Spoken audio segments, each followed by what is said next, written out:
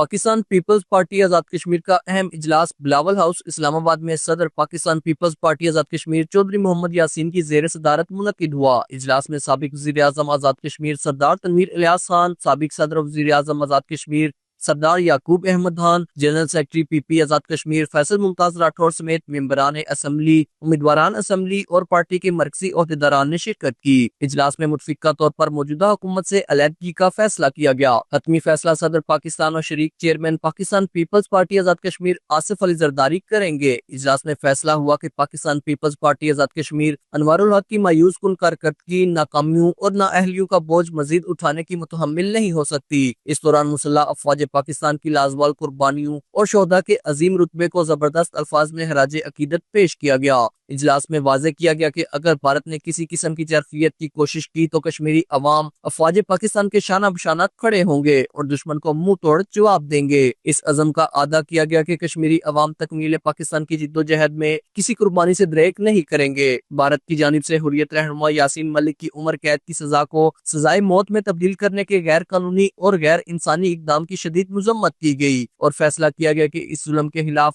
ہر قومی و بین الاقوامی فورم پر بھرپور آواز اٹھائی جائے گی۔ اجلاس میں پاکستان پیپلز پارٹی آزاد کشمیر نے پارٹی کی مرکزی قیادت آصف علی زرداری، بلاول بھٹو زرداری اور فریال تالپور کی قیادت پر مکمل اعتماد کا اظہار کرتے ہوئے ان کی کشمیر کاز کے لیے مسلسل کاوشوں کو خراج تحسین پیش کیا۔ اسامہ حضر، جے کے نیوز، اسلام آباد۔